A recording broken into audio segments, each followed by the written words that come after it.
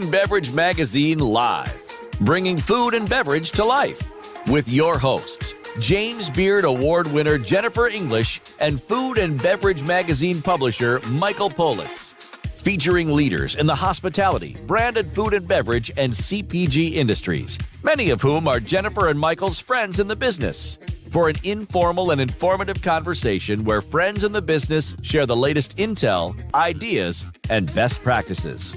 Live, juicy inside scoop from the tastemakers, newsmakers, bread bakers, drink shakers, spoon lickers, clam diggers, farms, foodies, and friends of the food and beverage magazine world. Here are your hosts, Jennifer English and Michael Politz. Hi. Yeah, thank you. I'd like to get an order delivered, please.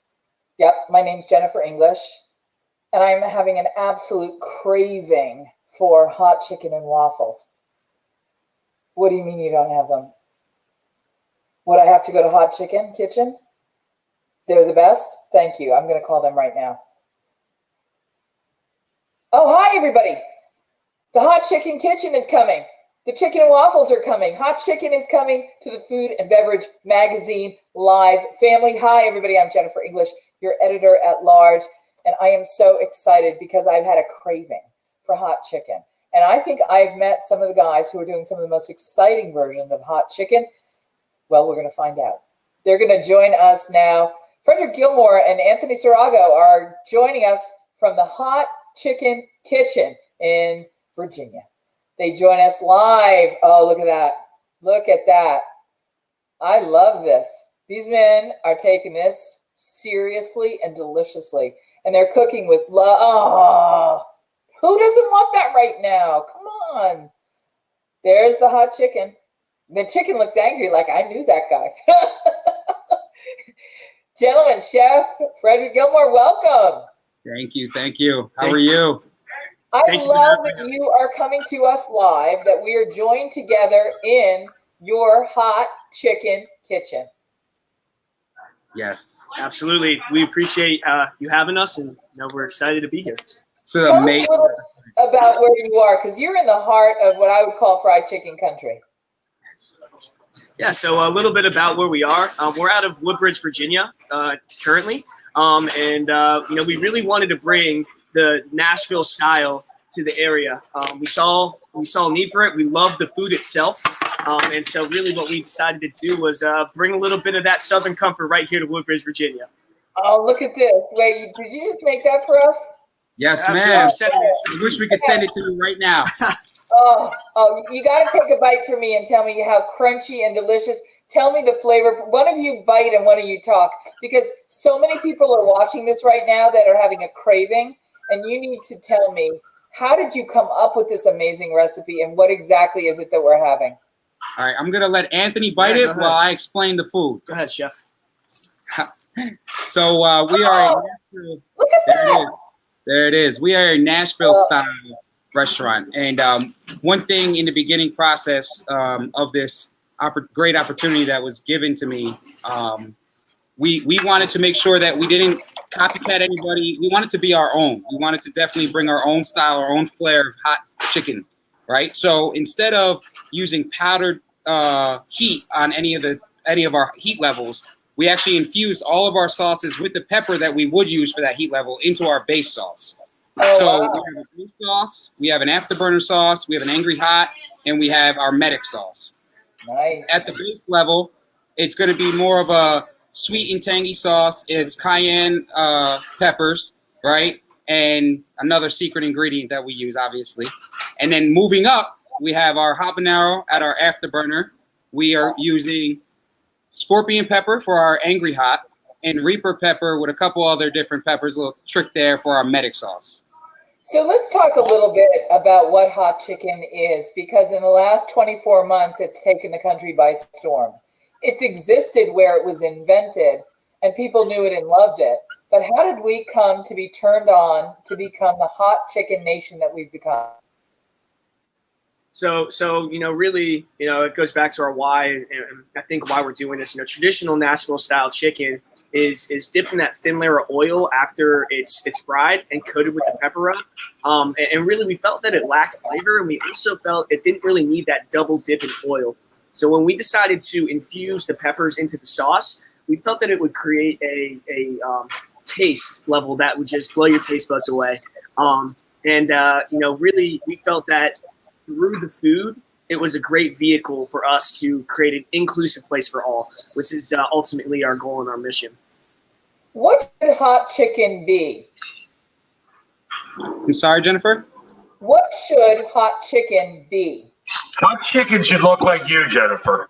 All right? These guys are number one. Number one. Number one. This guy right here, number one. Love this guy. Michael, what's up, bud? How are you? The biggest fan for the book ever, Jennifer. The biggest proponent. He literally stops the street to help other restaurateurs succeed. That's the story. And look at his partner. Look at this. Who could be more handsome than this guy? Where is he? There you go. It's a powerful duo. I gotta say, it's a really powerful family business. Oh my God! I can't wait to get home, back to Maryland, DC, Virginia area, and get in that store. Yes. Succulent. So Hot Chikn Kitchn our hot chicken to me should be just the most succulent, juicy, crispy, flavorful, full chicken breast that you could bite into, right? We don't want you to get lost in heat ever, right? We want it to be just so good that you need to come back and order more. But more importantly, though, HCK, we let the chicken sell itself. Our biggest mission really is just trying to bring all walks of life under one roof. And if it takes the best hot chicken sandwich out, which we have, then that's what we will use daily.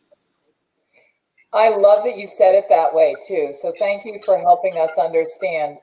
But what you just described is a word I use for rare things that we find in the food world. And that word is irresistible. You have made it irresistible. You took what was something that was beloved and a legacy food, and you have elevated it in all the ways that you have in your own signature style to achieve irresistible. I got to compliment you on that. Michael Politz, our publisher, just popped in, and he mentioned that you two have spoken previously, and it's one of the ways we found you. And you actually have been a reader of the book. Would you talk a little bit about the Food and Beverage Magazine Guide to Restaurant Success? I don't want to turn this into an infomercial, but one of the things that was really compelling about when we got the opportunity to talk to you was that you really have put the things in action during the time of COVID, and that it really speaks to the fact that this really is a moment of opportunity, and that there are things that anybody can do in this industry, but you have to do them with a certain sense of what will work and what won't work now, what you can and can't do now. Will you talk a little bit about that for us? Absolutely. So the book was a blessing. I used it like a college textbook, right? Not only did I read it, I went through and I dissected things. I took a lot of the knowledge and applied it to our daily operations. I think the biggest thing I take away is the customer service aspect and taking back the feedback from customers and using what you can and getting rid of what you can't use. But it really just helped us out so much, right? Our menu, our concept is so quick and fast in a smaller menu. Our food cost is not a lot. Our labor cost isn't a lot. And that's the name of the game, right? Yes. Everybody. We're here. There he is. Yes. Yes. Hey, so let's take a really 10-second break, and we're gonna run the spot so that we can get you got dropped for a second, and we want to make sure that we keep a strong connection. So I want to just run a quick commercial because I want everybody to know how to find this book. And by the way, right now on Amazon, it's on sale. Yes. Whether you are thinking about becoming a restaurateur or you are already in the business, Michael Politz has written a must-read, The Food and Beverage Magazine's Guide to Restaurant Success. Pick up your copy today at Barnes & Noble, Amazon, Books A Million, or wherever fine books are sold. I think we've got all the technicals worked out again. We're speaking to team at the Hot Chikn Kitchn in Woodbridge, Virginia. We've got Chef Frederic Gilmore along with partner Anthony Sarago. And they're tasting us on incredible hot chicken sandwich. And they're going to up the ante just a bit by bringing us chicken and waffles in a minute. But I wanted to welcome them back. I want to welcome you back. This is Food and Beverage Magazine Live. I'm Jennifer English. I'm the editor at large. And look at this. What is that? No, brother, come on. Don't do this to me. What have you got there? So this is our famous chicken and waffle can. Yes. Yes. Now, traditionally here at the store, you can dip this in any sauce that we have because we're dipping hot chicken. But I wanted to show you just how big this is. You know, this is the serving size that we're giving out right now. Our tenders, fresh in-house, breaded. 4 nice pieces of a hang on, we got to zoom in on this. Jonathan, can four nice pieces of Belgium waffle country style, 2 fabulous, succulent, crispy tenders, and you can't go wrong with old school maple syrup. Just succulent, just succulent. Can you cut that in half for us? I'm sorry, ma'am? Open it up, break it in half. Show us what's going on in there. Yeah. Let me show you. Oh, listen to that. Listen to that. Look at the steam. Look at this. Tender. It's tender. You see how tender it is. Look, I mean, this you can show that the chicken is just still, you see the juices translucent in there, still breaking down, but the crispy outside. I mean, this is great. This is fabulous chicken. I'm so happy with my fry cook right now. They hit it, nailed it. Yeah, our employees. Hey, we really wouldn't be anything, Jennifer, without this community and our employees. When it really comes down to it, you know, we're able to take our ideas up here, but without the employees and our staff, we really wouldn't be able to have the quality transpired directly to the customer. So, you know, kudos to our customers and kudos to our employees as well. Absolutely. And I want to give you the chance to give everybody the address where you're located, how they can get information from you. And do you guys ship? I mean, I don't know how you can ship fried food, but do you have a kit? Can I make this at home? Can you share this? Is there some secrets? Do you sell sauce? I mean, my mouth is watering. I've got to get my hands on this. So we do bottle our own sauces in-house. We can definitely ship out our bottled sauces. But right now we don't have an opportunity to obviously ship fried food to stay as crispy as we would like it in the shipping process. So what's the key to the perfect waffle? The key to the perfect waffle, the batter, the consistency of the batter, and the temperature of the the waffle iron. And before we let you go, what was one thing you got out of Food and Beverage Magazine Guide to Restaurant Success that you would make sure you shared with somebody else? Because you're a really, you're a very generous, civic-minded, everything for the community kind of guy. And I have a lot of respect for the fact that you help other restaurateurs, even though in a different dynamic, they might be considered your competition. You're the kind of guy who helps everybody. And Absolutely. You'll get rewarded richly for that if you haven't already. And so I thank you for that. Thank you, Jennifer. But so what's the thing that you share with people about the book? Networking. Networking and your overhead expenses. But networking is huge. You never know who you're in front of. You never know who you're going to meet. And paying it forward is my big thing. Paying it forward and not looking for something in return, and just teaching people that you teach to pay it forward even more. I don't believe in, absolutely right.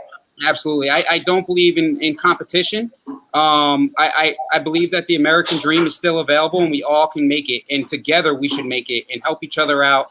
And just especially in the hospitality field. And that's what it's about, helping one. And we're in a thankless job, and that's okay. Just know we all appreciate everybody in this field. Absolutely. Chef Frederic Gilmore, Anthony Sarago, the Hot Chikn Kitchn in Woodbridge, Virginia. Gentlemen, I cannot thank you enough for coming in, hanging out with us, and giving us a crispy, spicy, sweet little taste of your world. Jennifer, it was a pleasure talking with you. Thank you so much. And we want to thank Food and Beverage Magazine along with Mike for having us on. We really appreciate the opportunity here. And, we're going to continue to work hard in our hospitality world that we live in and continue to serve quality food. And Jennifer, we have one thing we do at Hot Chikn Kitchn. Do you mind if we do it right now? Absolutely. Hey, guys, you ready? Hey, team, one time. Let me hear it. Off the muscle, off the muscle, off the muscle, HCK all day. Thank you so much, Break Jennifer. that down for me. Tell me what we just witnessed. So that's off the muscle. Off the muscle means that, you're ready. We're going to do it. When we're in the weeds, we're going to get out of the weeds together. We just believe in team, in being a team, and off the muscle is just being ready at all times, no matter where we are during the day. And we just try to motivate our employees. And then also we want the customers to know HCK all day. We are the standard. We're the hospitality standard. Yes, and we're here to stay. And we're here to help. That sounds like it might have a root in a tradition from either sports, athletics, the military. Is there something you want to share with everybody? Yeah, so I mean, my background, growing up, I played sports, played a little bit of collegiate ball as well. At the end of the day, unity is definitely something that I learned from that, teamwork and hard work. When you come out there, you need to be ready to play. You need to be motivated, and so that's something, and it needs to be an experience. I love it. Myself, I'm a United States Navy Chief Petty Officer, Culinary Specialist, stationed in Washington, D.C. Go Navy, beat Army. I want to say we are starting to find more and more and more of our Food and Beverage Magazine tribe. We're finding more and more members of the military service who have subsequently realized that the way they can continue to serve is in service to the hospitality industry. And I have to tell you what a privilege it is and how proud we are to thank you for your service, to welcome you, and to begin to collect you all into this one beautiful food tribe that we are. I know someday we will all have a reason why this came together this way. We will do something to support these men and women who served. And I don't know what it is today, and it may not come for weeks or months, but when it comes, I am so certain that we will be able to do this together thanks to you, gentlemen. This was awesome. Thank you now so I much. need a waffle. Yes. Hey, I want to say thanks, man. Absolutely. I love my squids. Well, yeah, no, our engineer, Jonathan, is on the team too. Booyah, booyah. Thank you so much, Jonathan. I really appreciate this opportunity, being part of the team with Food and Beverage Magazine. Great. Hurrah. Thank you. Thanks, boys. Hey, thank you. Thank you, Ms. Jennifer. Have a great one. Stay safe. Happy cooking, happy eating, everybody. Buy local, dine local, eat local, take out, whatever you have to do. Support your local restaurateurs.